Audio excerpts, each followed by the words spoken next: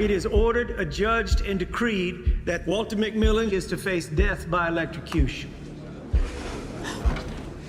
This is my dad, sir. Sit down, young man. John, I want you to sit down now. He ain't do nothing wrong. Please, Judge, hold on 1 second. I won't say it again. Sit down. Not if you gonna kill my dad for no reason. You killing my family, sir, you! This is a tough character to play, and I mean, basically, it's based on well, it's a real story, so there's obviously a lot more responsibility when you take on someone like this, isn't there, for you? Yeah, and this is a real case, so we wanted to make sure that we were sincere in that. Yeah. That we were sincere in telling Walter McMillian's story, telling Brian Stevenson's story.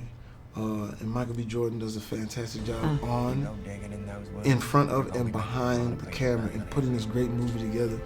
Destin, who's an incredible director who allowed us to play but wouldn't let us go off of the black cliff, you know, where everyone could feel like they're involved and the humanity of this movie would shine through. So, because you know the family is coming. The family's coming to see it, and they want to, you know, when you have the family come up to you or family members and say, that was Walter, you know, or that was Brian, you know, and things like that. So, I know we got it right. The first time I visited death row, I wasn't expecting to meet somebody the same age as me, from a neighborhood just like ours. Could have been me, Mama. But what you're doing is gonna make a lot of people upset. So Walter, even though things were dire, he still had a light, you know. And so then looking at Walter, we have the same cheekbones. Our heads are shaped the same. That haircut he had, I had that haircut in the 80s, you know what I'm saying? When I fixed that thing, you know, blocked that thing up.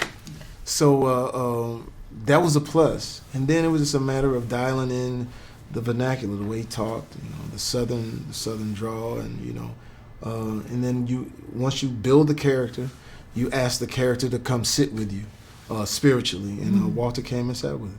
Really? Well, when you say that, what do you mean? You just feel there? Oh yeah, because sometimes you'll do a role, and you'll be like, "Oof." It's seldom, but you'll be like, "Oof, I don't feel like it's sitting with me." But like Ray sat with me, Bundini Brown, Muhammad Ali is a prophet. How you gonna be? I mean, he sits with you. And then with Walter, we were a little nervous because we didn't have a whole lot of time to prepare. So you know, you lay in bed and you watch him on TV, and then you go to sleep. And then you wake up and he's there, and that's the plus. That's what people feel when they see it. Your life is still meaningful, and I'm gonna do everything possible to keep them from taking it. You don't know what you're into down here in Alabama when you're guilty from the moment you're born. God. Mr. McMillian.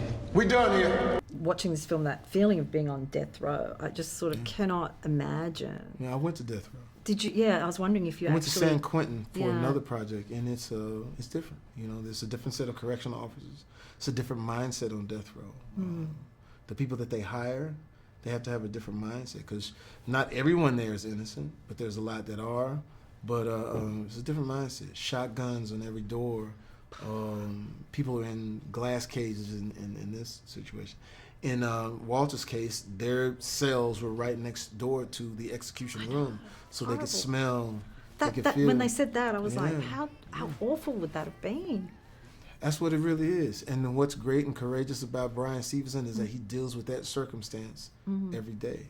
But what I think Destin was able to do was show the camaraderie of those guys that were incarcerated, to show the human side of them. And I think that, to me, that was such a plus. This movie is heavy, but it still had that entertaining, those nuggets of entertainment, those nuggets of hope, you know, ascending and things like that. And I think that's why the movie, when we screened it in Toronto, and you see people stand to their feet, you know, they felt good that it gave them that feeling. They felt good that, oh, it still allow us to hope.